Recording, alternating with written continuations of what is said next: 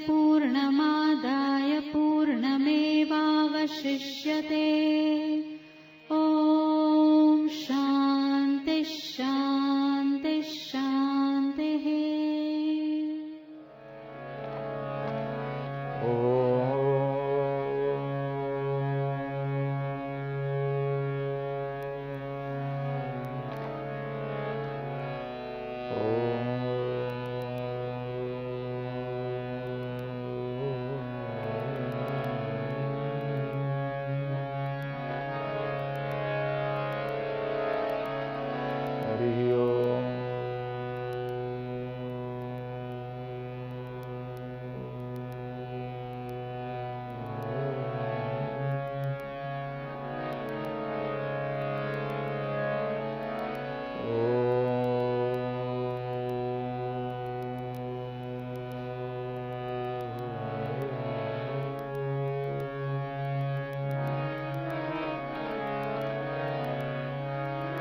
नमस्ते रुद्रमन्यव उतोतैथवे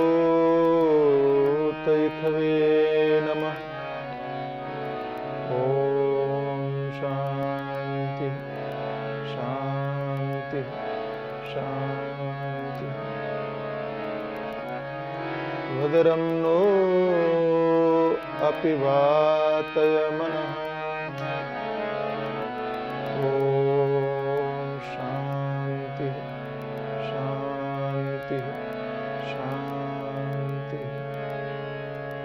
आनन्दमानन्दकरं प्रसन्नं ज्ञानस्वरूपं निजभावयुक्तं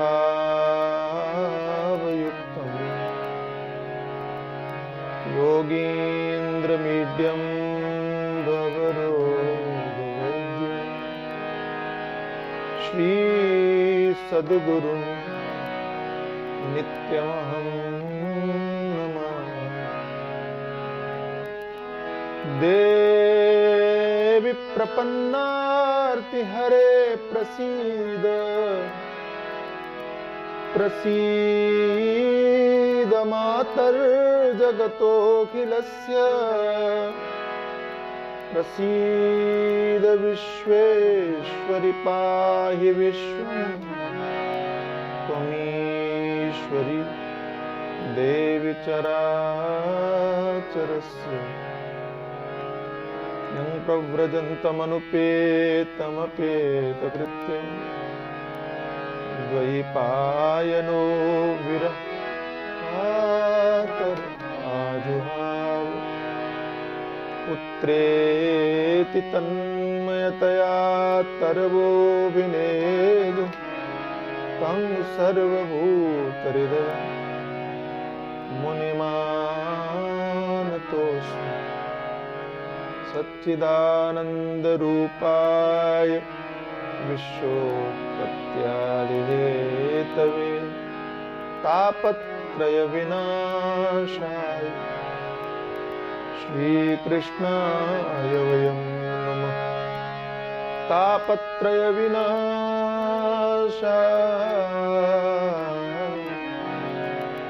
श्रीरामाय वयं नमः। आइए सभी लोग प्रेम पूर्वक भगवान को पावन नाम का गान करें। राधे कृष्ण कृष्ण कृष्ण राधे राधे।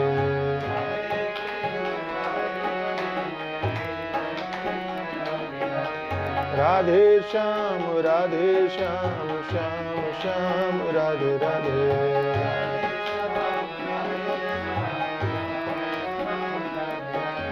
राधे कृष्ण कृष्ण कृष्ण राधे राधे।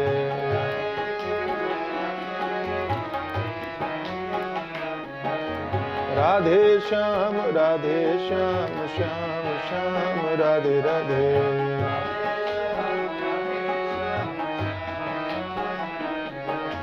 राधे कृष्ण कृष्ण कृष्ण राधे राधे।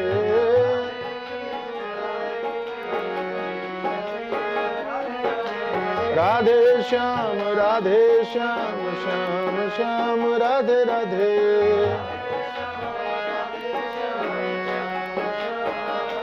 जय जय राधे कृष्ण कृष्ण कृष्ण राधे राधे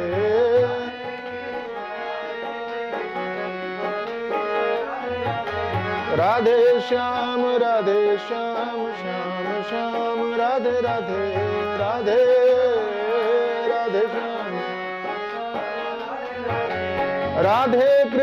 राधे कृष्ण कृष्ण कृष्ण राधे राधे राधे कृष्ण कृष्ण कृष्ण राधे श्याम श्याम श्याम राधे राधे राधे श्याम श्याम श्याम राधे राधे राधे कृष्ण कृष्ण कृष्ण राधे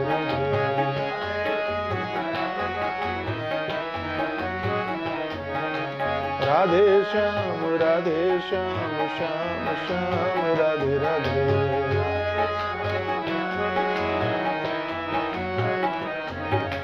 राधे कृष्ण कृष्ण कृष्ण राधे राधे राधे कृष्ण राधे राधे श्याम श्याम श्याम राधे राधे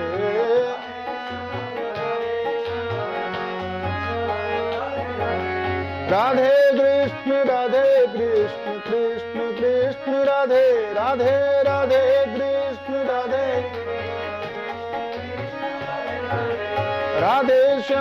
राधे श्याम श्याम राधे राधे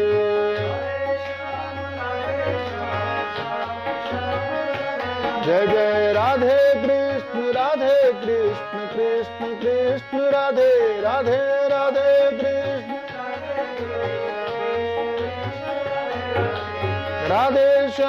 राधे श्याम श्याम राधे राधे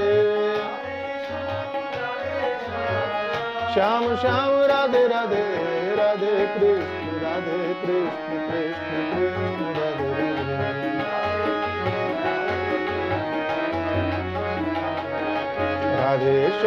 राधे श्याम श्याम राधे राधे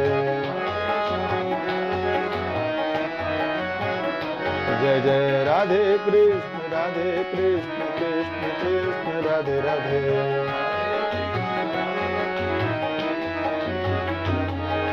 राधे श्याम श्याम राधे राधे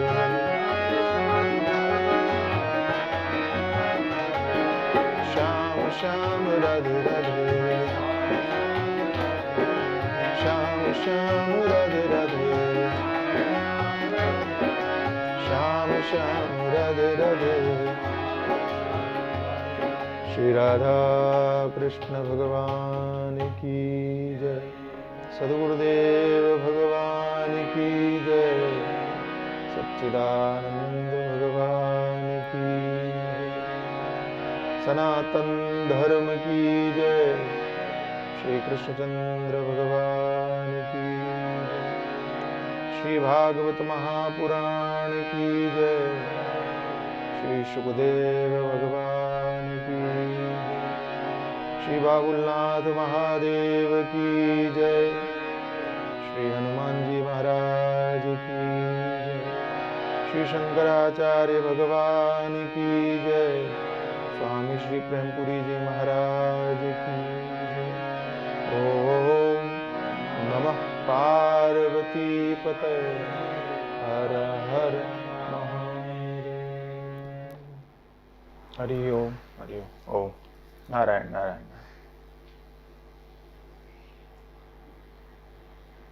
सुदामा चरित्र के माध्यम से हम भगवान की कृपा अनुकंपा साधक की स्थिति कैसी होनी चाहिए कि कैसी होती है, हमारा जीवन कैसा होना चाहिए, ये समझने का प्रयास कर रहे हैं।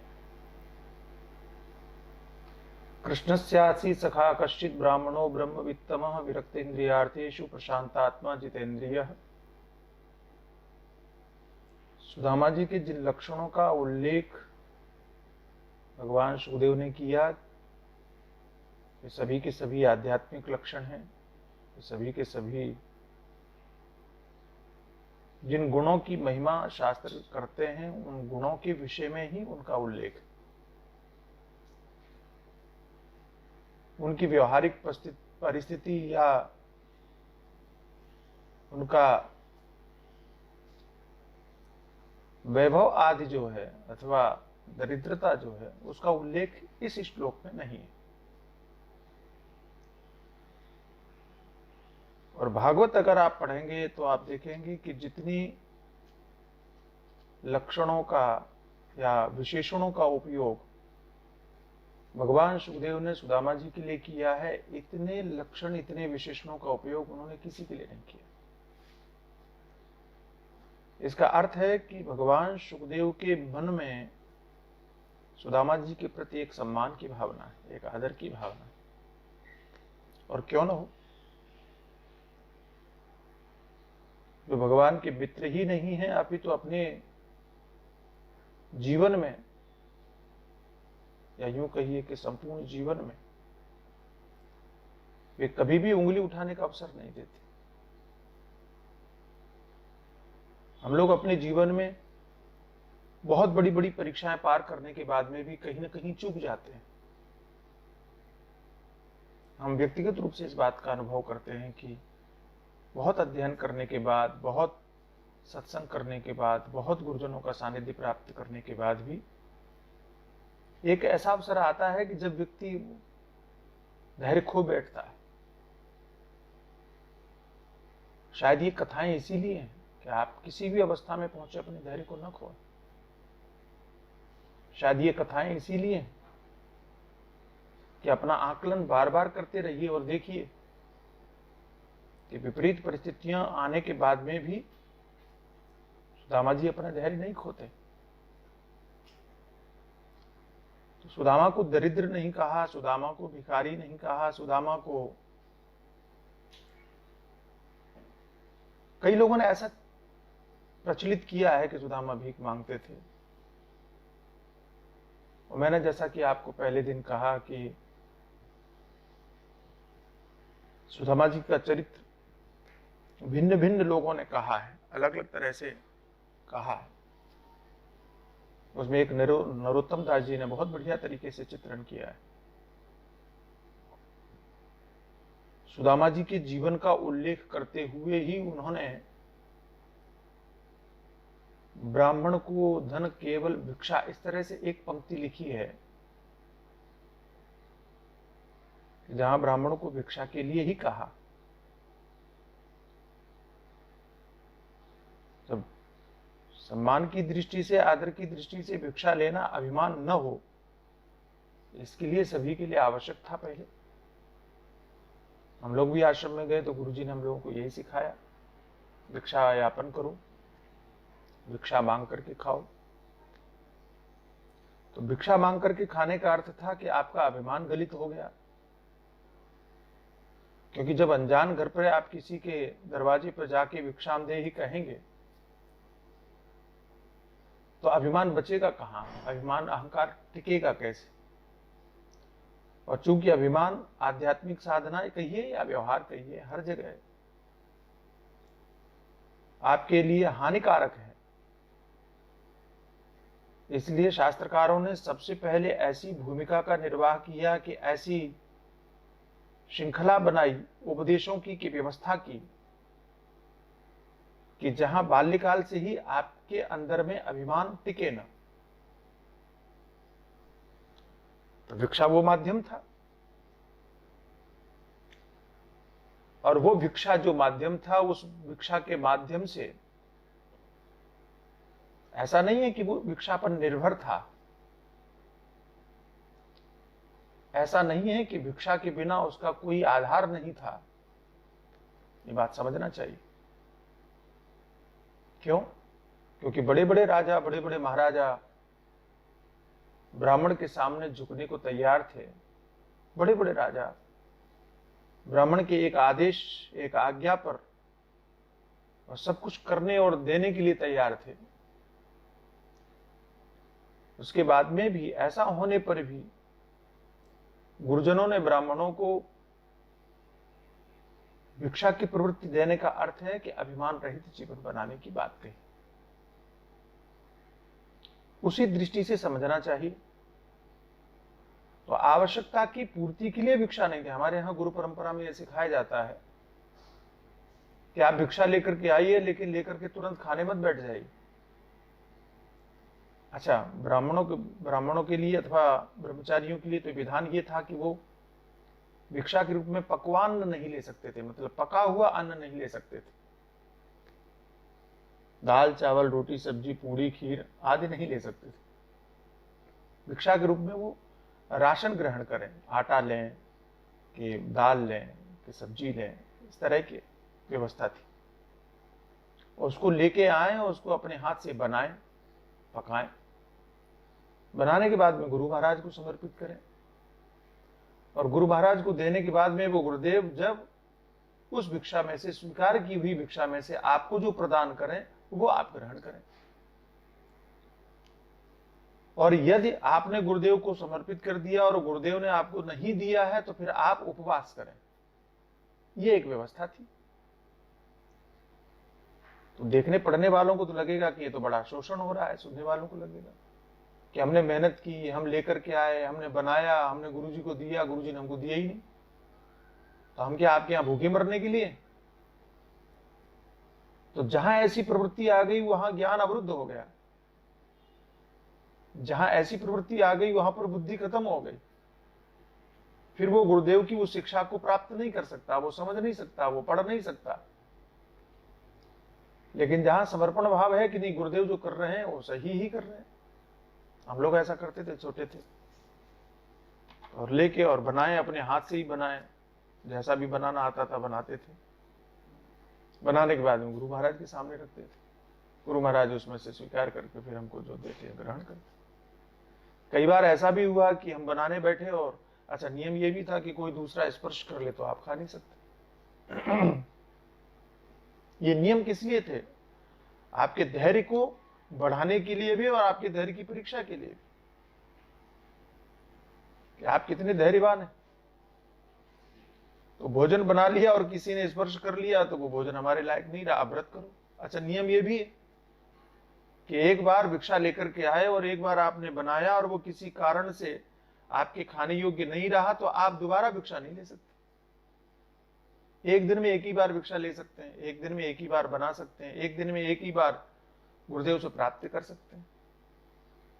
ये तपस्वी जीवन है, तपना पड़ता है। सोने को निखरने के लिए तपना पड़ता है, ऐसे साधक को जीवन में निखरने के लिए तपना पड़ता है।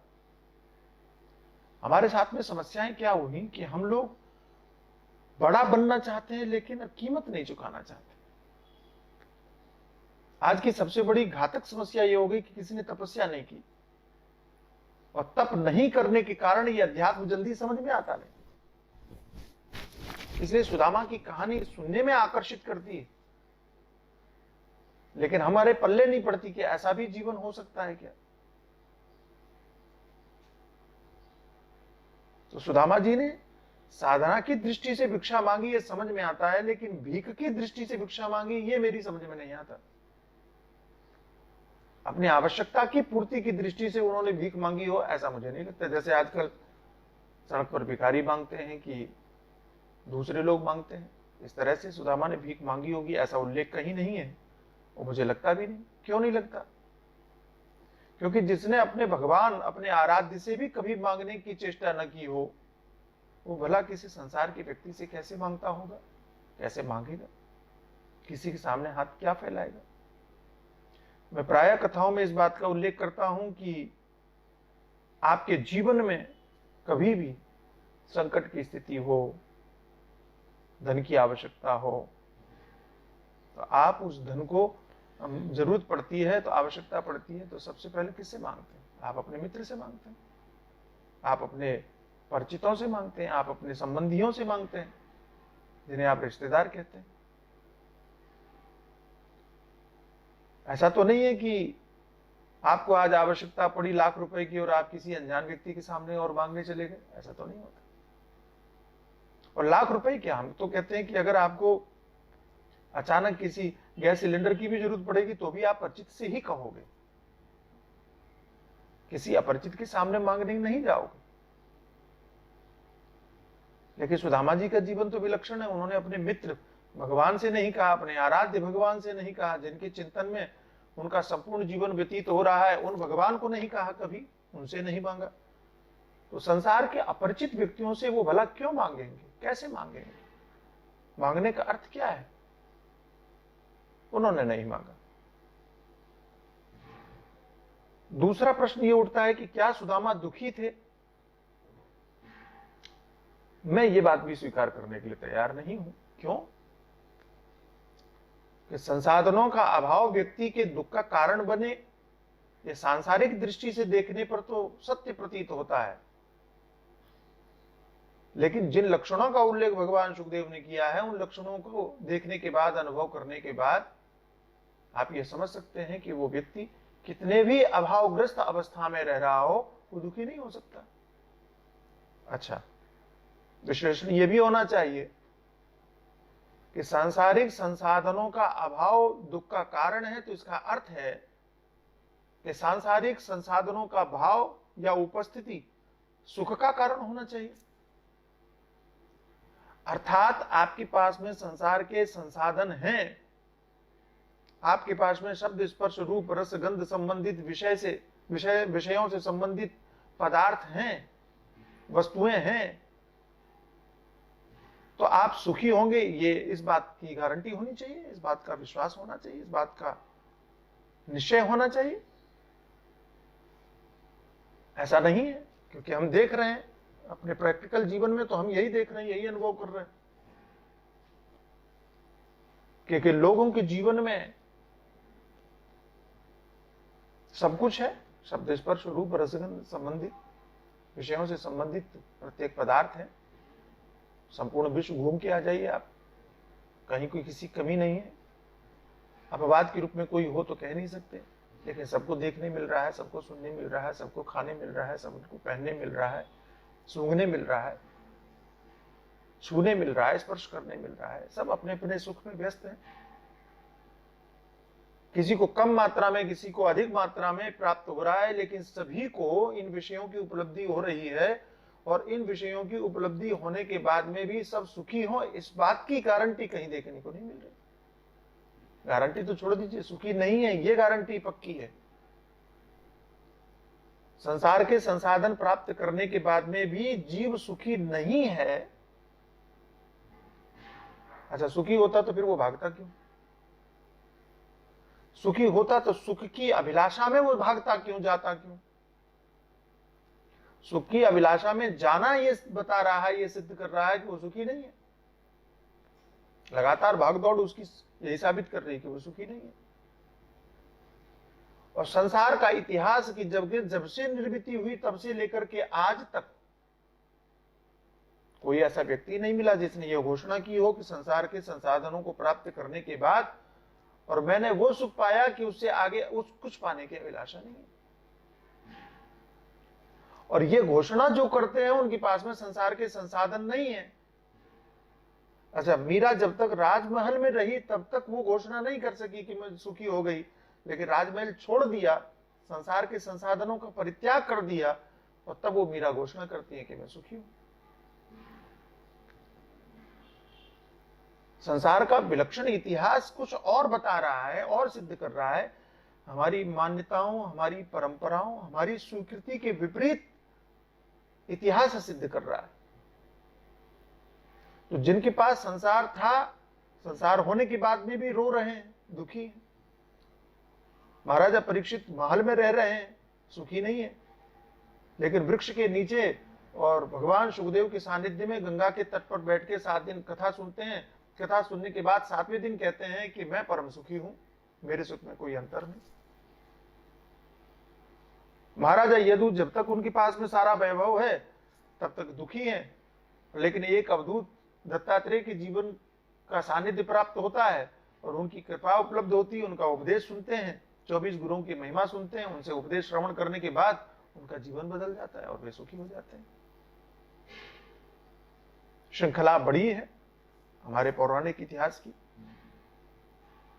और मैं पौराणिक इतिहास तक ही सीमित अपनी बात को नहीं रखना चाहता कि संसार के किसी भी क्षेत्र में आप चले जाओ, वर्तमान में भी देकर के आप चले जाओ। क्या आप ये मानते हैं, क्या आप ये जानते हैं, क्या आप ये कह सकते हैं कि वर्तमान में जहां जहां संसाधनों से संपन्नता है वे सब सुखी हैं? ऐसा निश्चय कोई कर सकता है? मैं इस बात को स्वीकार करता हूं, इस बात को मानता हूं कि संसाधन व्यक्ति की सुविधा का केंद्र है।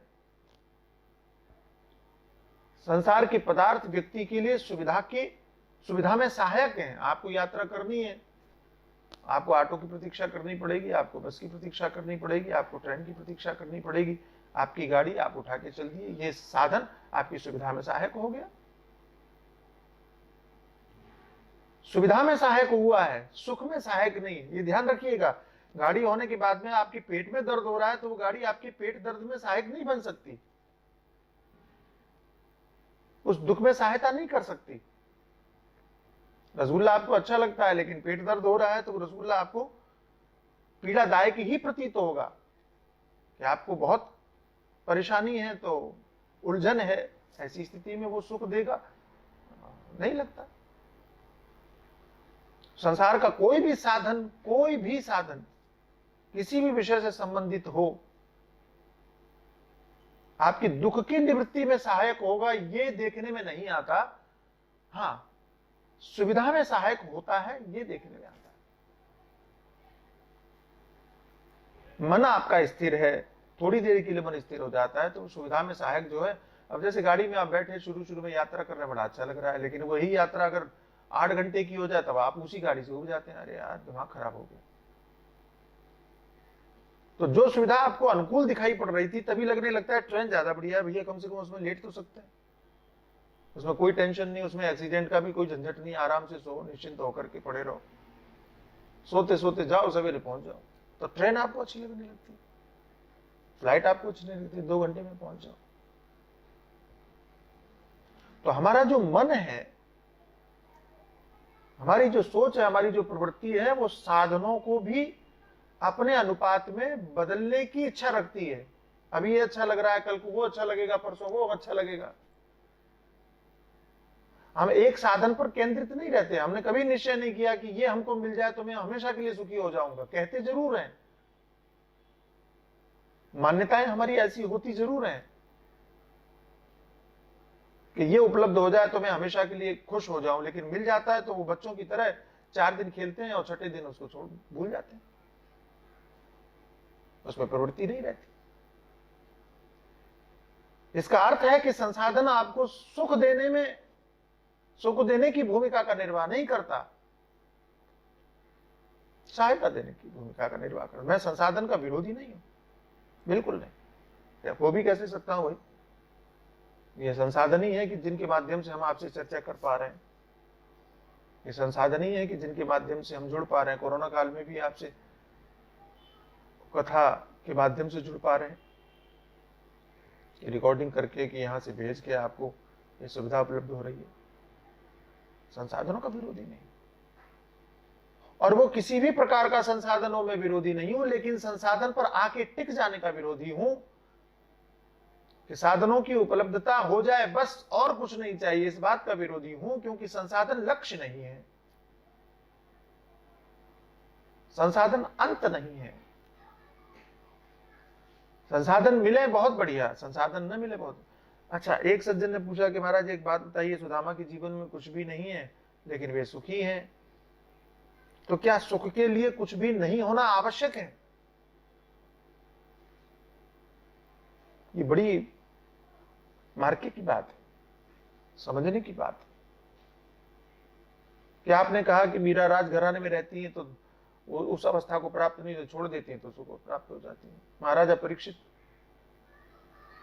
आदि आदि जो उदाहरण दिए, तो संसार के पदार्थों का अभाव सुख के लिए आवश्यक है क्या? नहीं जी, उस बात को दूसरे तरीके से समझिए। इन कथाओं के माध्यम से शास्त्रकार ये समझाना चाहते हैं कि जब तक आपके मन में संसाधनों के प्रति लगाव रहेगा तब तक आप सुखी नहीं हो सकते। बाह्य रूप से संसाधन है या नहीं है महत्व नहीं रखते। मीरा ने महल छोड़ दिया लेकिन रोटी खाना तो नहीं छोड़ा होगा। मीरा ने महल छोड़ दिया लेकिन कपड़े पहनने तो नहीं छोड़े होंगे। मीरा ने महल छोड़ दिया लेकिन अन्य जो संसाधन आवश्यक हैं उनको तो नहीं छोड़ा होगा। तो चाहे वो रोटी खाना हो, चाहे वो सामान्य कपड़ा पहनना हो, चाहे वो गाड़ी रखना हो, संसाधन बराबर है। आप इस बात को समझना। संसार के पदार्थों में छोटा बड़ा कुछ नहीं होता। अगर आप कहो कि आप फटी हुई धोती पहने हैं तो आप विरक्त हैं, और अगर आप अच्छा भला कपड़ा पहने तो आप विरक्त नहीं है। ये परिभाषा मेरी समझ की बाहर है। कपड़ा चाहे फटा हुआ हो, कपड़ा चाहे अच्छा खासा हो, अगर उसमें आपका राग है तो दोनों हानिकारक है। और रागात्मिका प्रवृत्ति नहीं है, लगाव नहीं है, तो दोनों बेहतर है।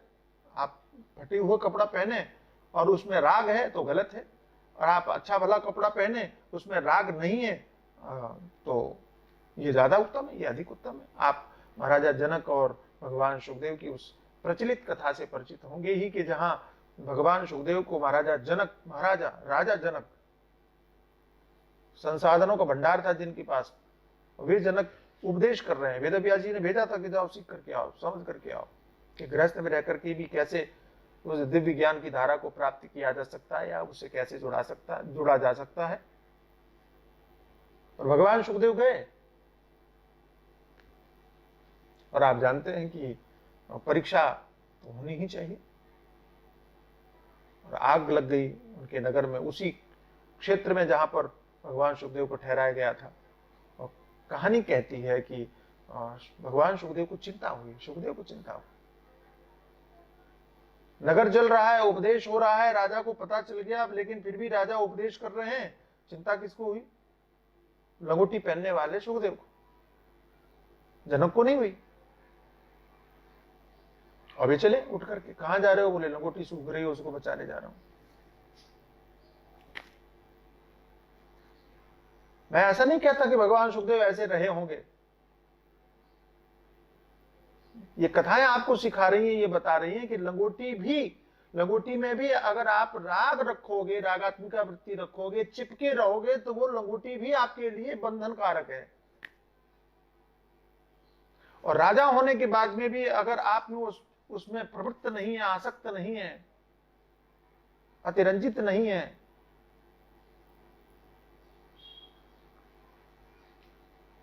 तो कोई चीज बाधक नहीं है। यही कहना चाहता हूं, संसारों का अभाव आवश्यक, संसार के पदार्थों का अभाव आपके जीवन में हो यह आवश्यक नहीं है, लेकिन संसार के पदार्थों में अनुराग न हो यह आवश्यक है। राग न हो यह आवश्यक है। हमारे प्रत्येक व्यक्ति के जीवन में यह बात होनी चाहिए और हमें समझनी चाहिए कि हमारी प्रवृत्ति कैसी भी हो, हमारी स्थिति कैसी भी हो, परिस्थिति कैसी भी हो, अच्छी हो, बुरी हो, ज्येष्ठ हो, श्रेष्ठ हो, अलग अलग बात, लेकिन हमारी वृत्ति में कहीं पर भी संसार के प्रति आसक्ति का भाव नहीं होना चाहिए। ये इसका अर्थ है, ऐसा समझना चाहिए। और जैसा कि आप जानते हैं कि मूलतः जो सुख है, कि मूलतः जो आनंद है वो आपके स्वरूप में है, कि परमात्मा भक्ति में है, ईश्वर में है। हम इसकी चर्चा सदैव करते ही हैं, कहते ही हैं। हम लोग रोज पढ़ते हैं सच्चिदानंद रूपाय विश्वोत्पत्त्यादि हेतुतापत्रय विनाशाय श्री कृष्णाय वयम नमः। तो भगवान सच्चिदानंद रूप में हम कहते हैं। संसार के विषय में हम सदैव कहते हैं असारा खल संसारो दुख रूपी विमोह का, संसार दुख रूपी है, ये भी हम कहते हैं, असार है, ये भी हम कहते हैं। और इस बात को जो कहते हैं, सुनते हैं, इसी बात को समझने की आवश्यकता है कि संसार असार है, संसार दुख रूपी है, इसलिए उससे चिपको मत। परमात्मा आनंद रूप है, इसलिए उसी से अपने आप को जोड़ने की आवश्यकता है। बस सीधी सी बात है। जो जोड़ ले गए वो पा गए, उपलब्धि कर गए। सुदामा दुखी नहीं है, क्योंकि जो ब्रह्मवेत्ता होगा, जो विरक्त होगा, जो प्रशांत होगा, जो जितेंद्रिय होगा, वो भी अगर दुखी होगा तो सुखी कौन होगा? इसलिए सुदामा को बिलखते हुए नहीं दिखाया, इसलिए सुदामा को रोते हुए नहीं दिखाया, इसलिए सुदामा को चिल्लाते हुए नहीं दिखाया कि हाय हाय मैं मरा मैं मरा मैं मरा। व्यवहारिक दृष्टि में कहीं कहीं यह भी दिखाना पड़ता है, चिल्लाना भी पड़ता है, रोना भी पड़ता है।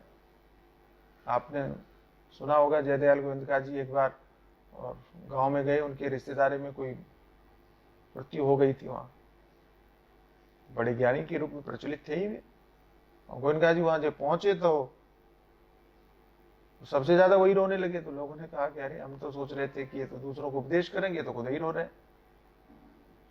बाद में पता चला, उन्होंने कहा कि अगर मैं नहीं, अच्छा जब रोने लगे तो गांव के जो दूसरे लोग थे उन्हीं को समझाने, अरे क्यों रो, तो जाने वाला चला गया और सबको जाना ही है, आप छोटी सी बात में क्यों दुखी होते हो, आदि आदि। तो वापस आए तो उनसे पूछा कि आप जैसा ज्ञानी रोने लगा? तो बोले नहीं रोते तो जो वो सुना रहे थे हमको सुनाना पड़ता, और हम सुनाते तो कोई नहीं सुनता, हमारे एक के रोने से सबका रोना बंद हो गया। ये भी एक विचित्र बात है। इसलिए मैं कहता हूं अध्यात्म देखने की चीज नहीं है, दिखाने की चीज नहीं, अध्यात्म जीने की चीज है। आप अंदर से कैसे जीते हो उसे। और मैं सदैव इस बात को मानता हूं कि अध्यात्म व्यक्ति के बाहर से समझ में ही नहीं आने वाला। बाहर से आप कैसा व्यवहार कर रहे हो उससे कोई आपके अध्यात्म की कल्पना नहीं कर सकता, क्योंकि ध्यान करने वाले भी अंदर कहां है, क्या सोच रहे हैं, कौन जानता है। आंख बंद करके आप बैठे हो, लेकिन अंदर क्या सोच रहे हो तो कोई नहीं जानता। हम तो कहेंगे बाहर से बड़े ध्यानी ज्ञानी है, लेकिन बाहर से अति चंचल व्यक्ति भी अंदर से क्या सोच रहा है, कि उसकी चिंतन की स्थिति क्या है, कोई नहीं जानता है। कि एक महात्मा वो गंगा किनारे मस्त अवधूत अवस्था में पड़े हुए हैं, सो रहे हैं, और दूसरे महात्मा उधर से निकले रास्ते से, देखा कि अरे सूर्योदय हो गया है, धूप निकल आई है, फिर भी ये सोया पड़ा है।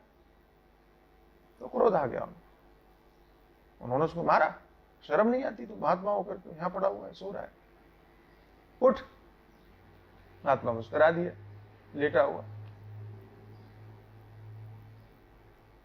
और संकेत करके, और महात्मा से जिन्होंने डांटा था उनसे कहा कि इधर झुकाया उनको, मेरा हाथ पकड़, कान में लगा। और जैसे ही वो हाथ कान में लगाया तो उस हाथ से राम राम राम राम राम राम राम ये धुन गूंज रही। हाथ जोड़ दिया, अरे बाप रे, इस अवस्था के लिए तो हम तरस रहे। तो मेरा निवेदन है कि बाहर की किसी की अवस्था को देख करके आप कभी किसी का आकलन मत कीजिए। ये हमारा काम नहीं है आकलन करना, ये भी कहता हूं आपसे। साधकों का काम सामने वाले का आकलन करना नहीं है, लेकिन दुर्भाग्य से हम यही करते हैं कि वो कैसा है, उसका चिंतन कैसा है, उसका विचार कैसा है, उसका साधना कैसी है, उसका ध्यान कैसा है, उसका अध्ययन कैसा है, उसका पठन कैसा है, उसका पढ़ना कैसा है, उसका सत्संग कैसा है, उसका बैठना कैसा, हम यही देखते हैं।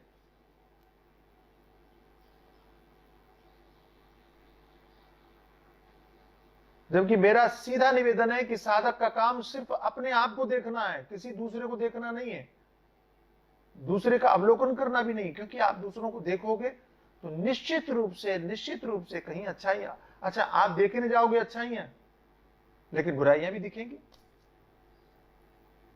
इसीलिए शास्त्रकारों ने कहा अन्यस्य दोष गुण चिंतनम आश मुक्त्वा। आप किसी में गुण दोष मत देखो, साधक के लिए है ही नहीं।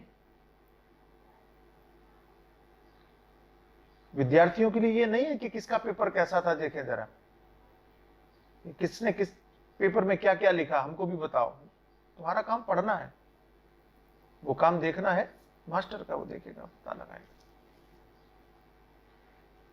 हम दूसरे का अवलोकन न करें, हम दूसरे का निर्णय न करें, हम दूसरे का जीवन कैसा है इस पर विमर्श न करें, आवश्यकता ही नहीं है। अन्यस्य दोष गुण चिंतनम आश मुक्त्वा।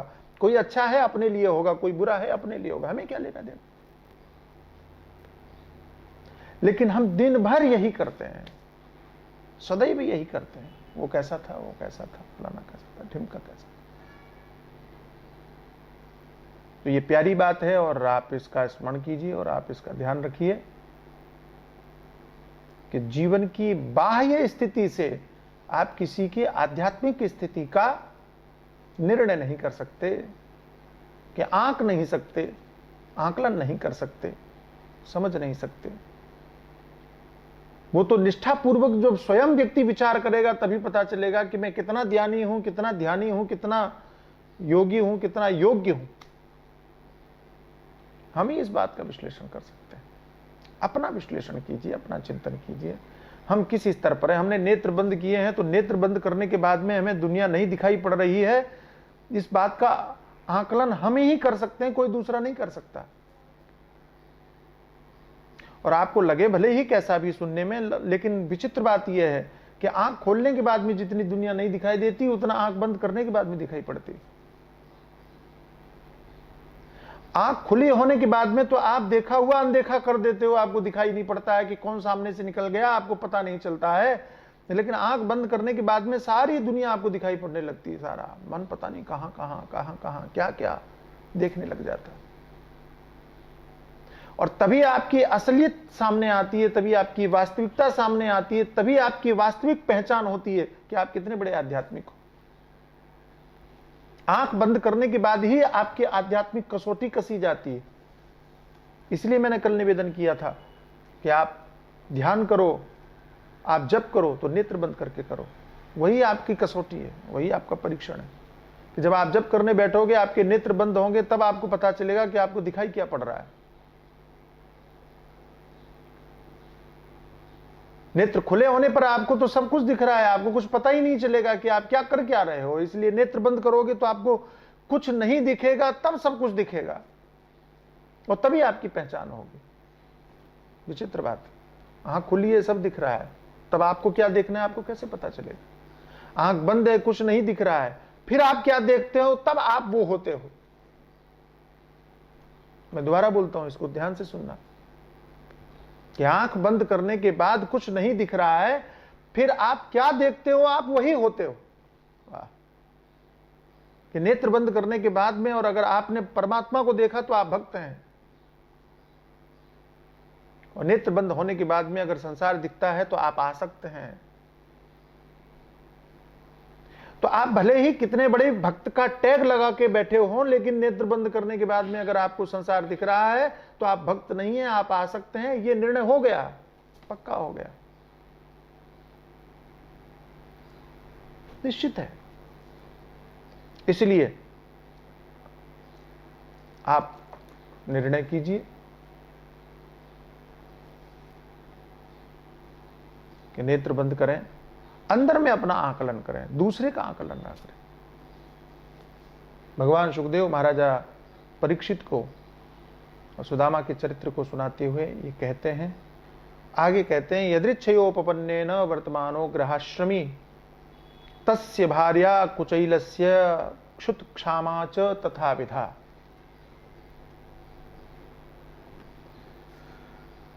कि सुदामा जी गृहस्थ थे,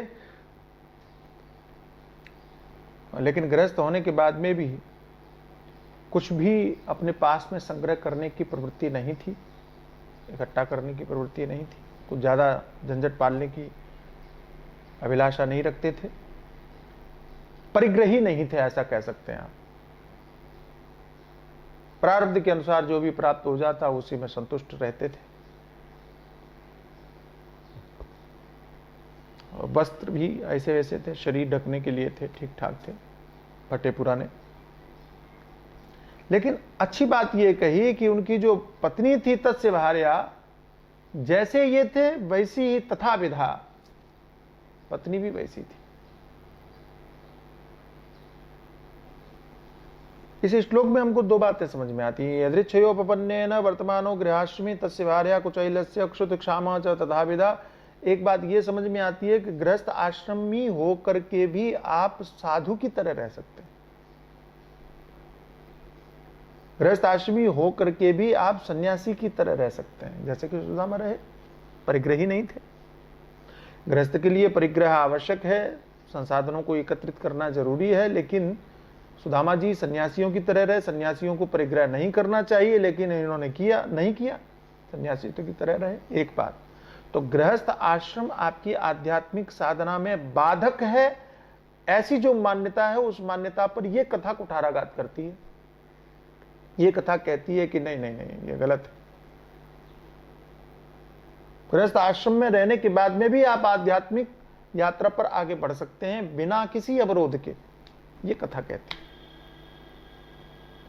और दूसरी बात कहती है कि जीवन में संपत्ति प्राप्त करना सहज हो सकता है, लेकिन अपने अनुकूल परिवार अथवा अपने अनुकूल पत्नी प्राप्त करना कठिन होता है। सुदामा जी इस विषय में बहुत भाग्यशाली हैं, या यूं कहिए अति भाग्यशाली हैं कि वे जैसे हैं उनकी पत्नी उनको वैसी ही प्राप्त हुई। इस विषय में हम आगे चर्चा और करेंगे और क्रमशः हम आपको सुनाते जाएंगे, सुनाते रहेंगे।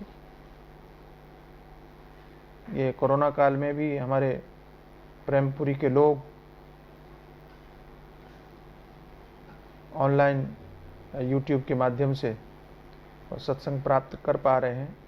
निश्चित रूप से ये बड़े भाग्य की बात है और हमारे ट्रस्टियों को बहुत बहुत साधुवाद धन्यवाद दिया जाना चाहिए कि जिन्होंने इस परंपरा को बनाए रखा, इस विपरीत परिस्थिति में भी सत्संग को बनाए रखने का काम किया। आइए प्रेम से गाइए।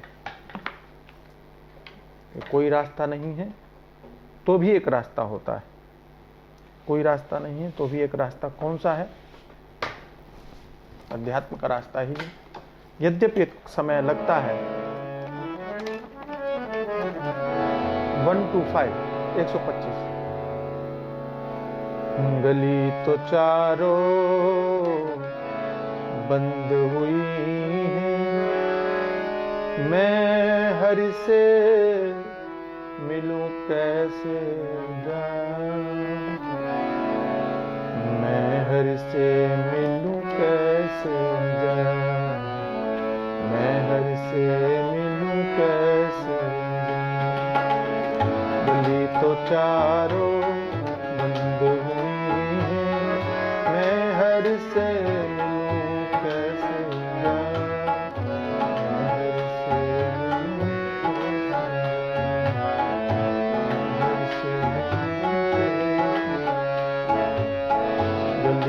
तो चारों बंद हुई है, मैं हरि से मिलूं कैसे जाऊं, मैं हरि से मिलूं कैसे जाऊं, मैं हरि से मिलूं कैसे जाऊं।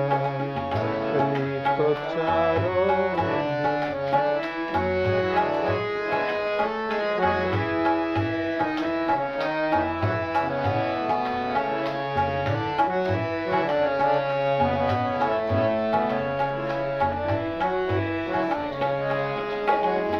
ऊंची नीची राह रपटीली, ऊंची नीची हो ऊंची नीची राह रपटीली, ऊंची नीची राह रपटीली, पाँव नहीं ठहरा,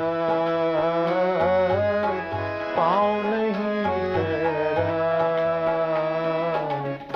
सोच सोच पग धरूं जतन से, सोच सोच पग धरूं जतन से, बार बार दिग जाए, बार बार दिग जाए, मैं हरि से मिलूं कैसे जाऊं, मैं हरि से मिलूं कैसे जाऊं।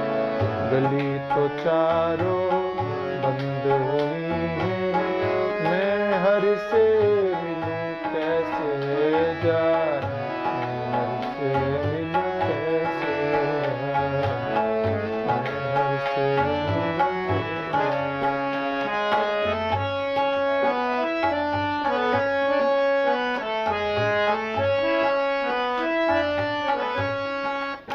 कैसे।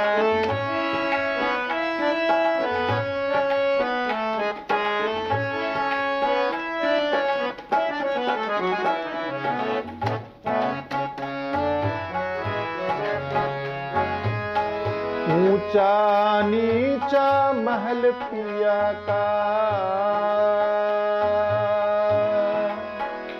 ओ ऊंचा नीचा महल पिया का, ऊंचा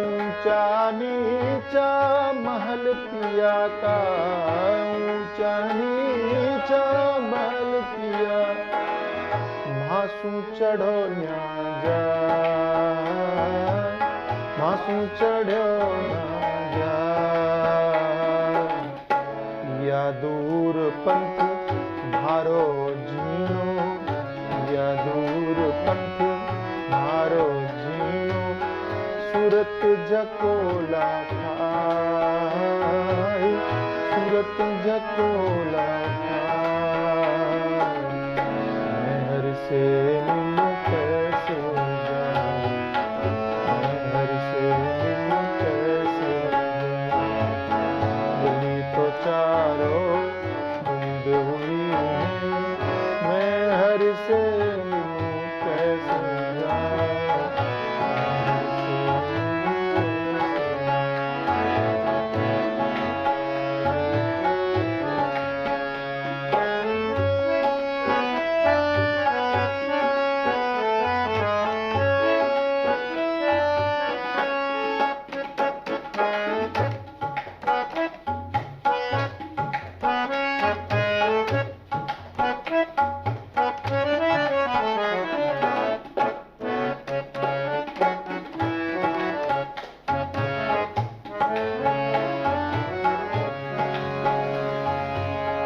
कोस कोस पर पहरा बैठा, कोस कोस कोस कोस पर पहरा बैठा, कोस कोस पर पहरा बैठा, पेंड पेंड बट मार, पेंड पेंड बट मार, हे विधना कैसी रच दीनी, हे विधना कैसी रच दीनी, दूर बसायो मारो गाँव, दूर बसायो मारो गाँव, मेहर से मिलूं कैसे जाऊं, मेहर से मिलूं कैसे जाऊं, गली तो चारों बंद हुई है, मैं हरि से मिलूं कैसे जाऊं, हरि से मिलूं कैसे जाऊं, हरि से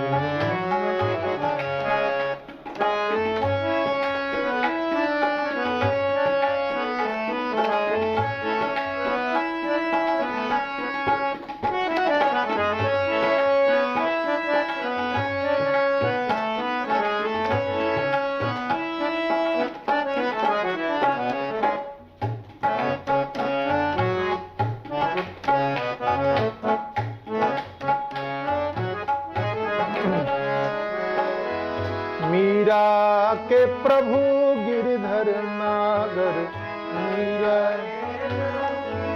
मीरा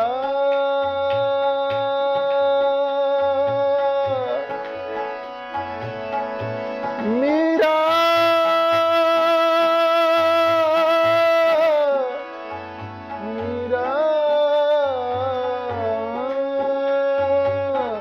मीरा के प्रभु गिरधर नागर, हे मीरा के प्रभु गिरधर नागर,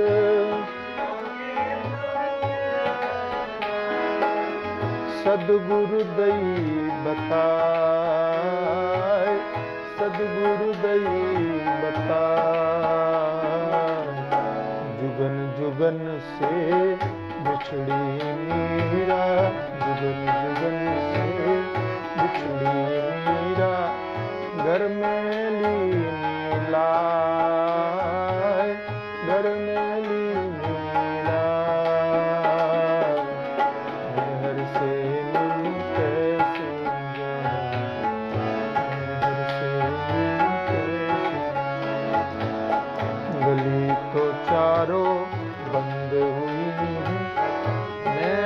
मंदिर से मिलूं कैसे जाए, मंदिर से मिलूं कैसे जाए, मंदिर से कैसे जाए। सदैव भगवान की जय।